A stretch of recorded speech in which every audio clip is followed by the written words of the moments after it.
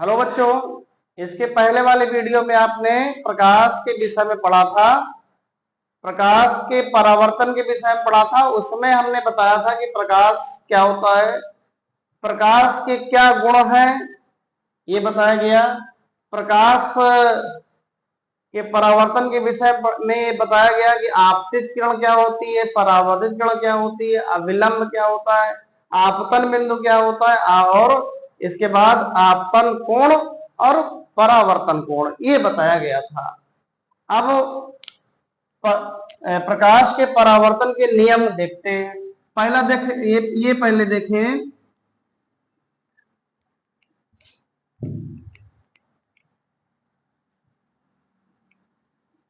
देखिए,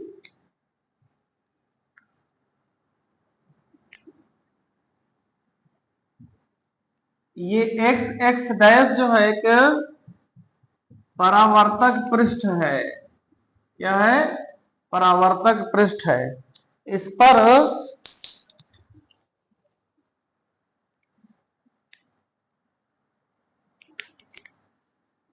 ये किरण क्या हो रही है? जा रही है।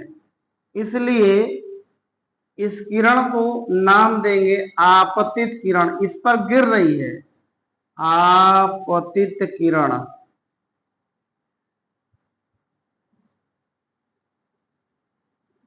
और ये वाली प्रकाश किरण बताइए, टकरा कर, सतह से टकरा कर फिर वापस लौट रही है उसी माध्यम में। इसलिए क्या हो गया? परावर्तित किरण। परावर्तित किरण। और इस बिंदु पर आपतित किरण आपतित हो रही है, इसलिए ये हो गया आपतन बिंदु। आपतन बिंदु। इस पर आप अभिलंब खींच दिए, लंबवत रेखा खींच दीजिए। ये हो गया अभिलंब, हो गया। नाम देते ए बी सी डी। ये हो गया अभिलंब। और आपतित किरण अभिलंब के साथ जितना कोण बनाएगी वो आपतन कोण होगा, और परावर्तित किरण अभिलंब से जितना कोण बनाएगी वो परावर्तन कोण होगा। तो ये समझ में बात आ गई थी पिछले वीडियो में। अब इसके बाद देखिए परावर्तन के नियम क्या हैं इसके। तो परावर्तन के नियम, प्रकाश के परावर्तन के नियम, प्रकाश के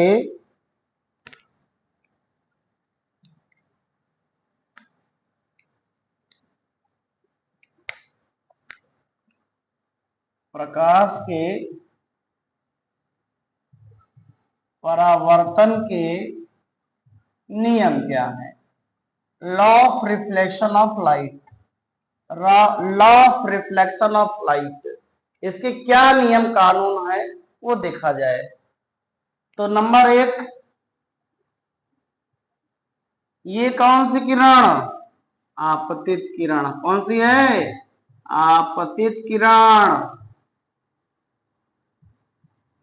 ये वाली परावर्तित किरण।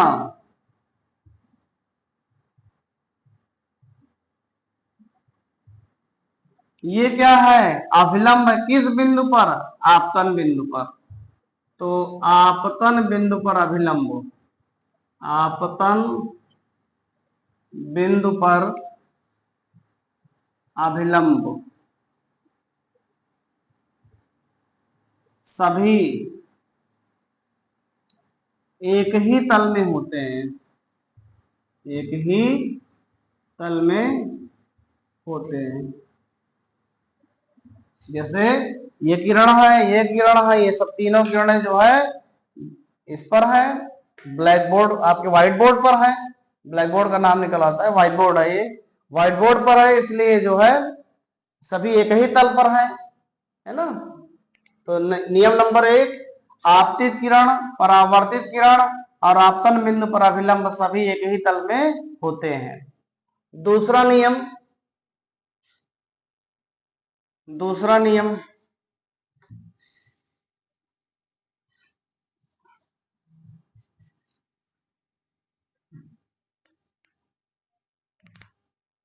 ये कौन सा कोण है?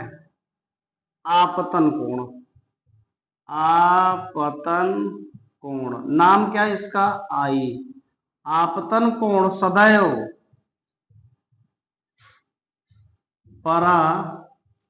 परावर्तन कोण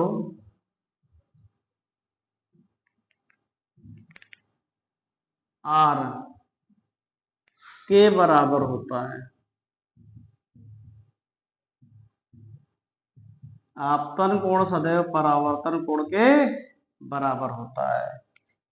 मतलब अर्थात आई बराबर, थोड़ा सी रेज करते हैं, अर्थात angle I equal angle R. तो इसको हाईलाइट कर दे, angle I equal angle R. ये आपतन कोण सदैव परावर्तन कोण के बराबर होता है।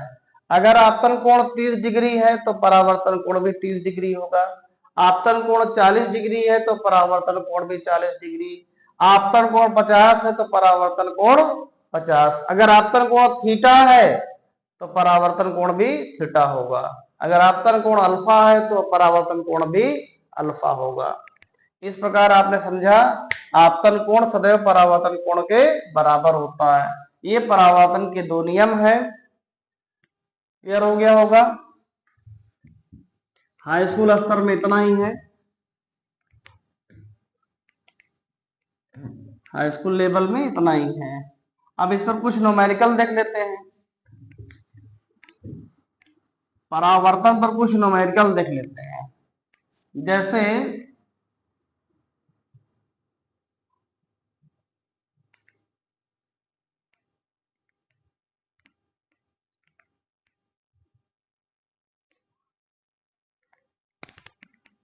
ये आपतन कोण, ये हो गया परावर्तन कोण, ये हो गया आपतित किरण,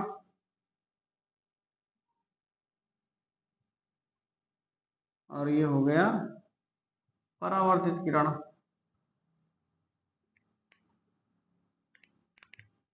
ए बी सी डी। तो परावर्तन के नियम से अगर अगर आपतन कोण आई 30 डिग्री का है तो परावर्तन कोण भी 30 डिग्री का होगा।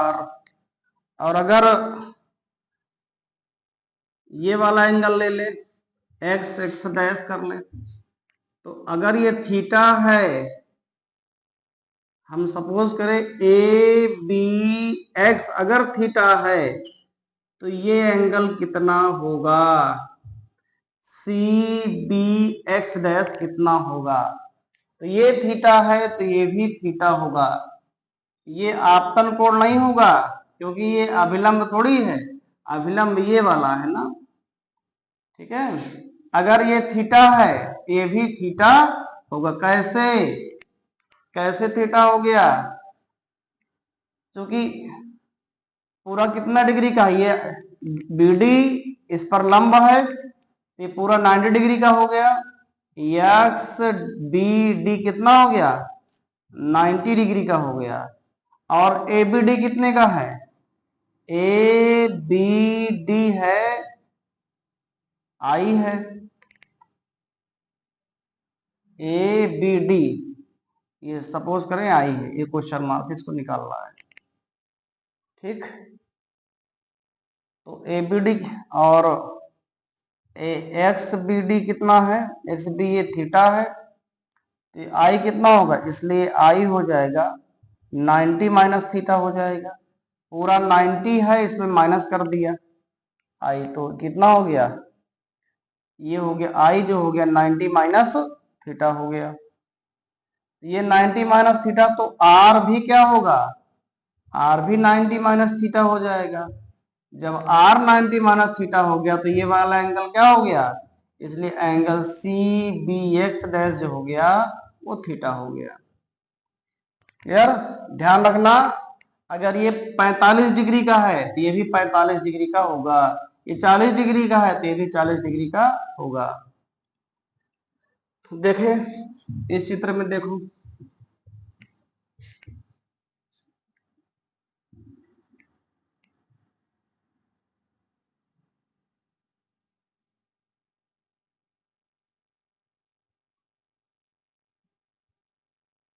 ये 45 डिग्री का, तो थीटा का मान कितना होगा, थीटा कितना होगा। तो जो पृष्ठ से आपतित कण कोण बनाती है और पृष्ठ से परावर्तित कण कोण आपस में दोनों बराबर होते हैं, तो ये थीटा, तो ये भी क्या होगा थीटा, अर्थात ये 45, तो ये भी क्या होगा 45 डिग्री होगा। ये ऐसे हो सकता है, या इसको ऐसे कर लें, ये 45 डिग्री का है, तो ये वाला एंगल कितना होगा, तो ये 45, तो ये भी 45, और टोटल कोण कितना होगा 90 होता है, ये पूरा 90 हो जाएगा, तो ये कितना बचेगा 45, ये भी क्या होगा 45। ठीक है, बस। अब अगला प्रकाश की अगली घटना, अब इसके बाद आप पढ़ेंगे, आपने पूरा टोटल पढ़ लिया प्रकाश का परावर्तन क्या होता है, प्रकाश के परावर्तन न्यूमेरिकल कितने संभव है, ये सब मैंने इसी में बता दिया है जितना न्यूमेरिकल है। और अब आप गोली दर्पण पढ़ेंगे अगला, तो अगले वीडियो के लिए इंतजार करिए, तब तक ये वाला वीडियो अच्छी तरह अध्ययन करिए, और अगले वीडियो में हम बताएंगे गोली दर्पण किसे कहते हैं, इससे संबंधित क्या क्या प्रश्न हो सकते हैं। धन्यवाद।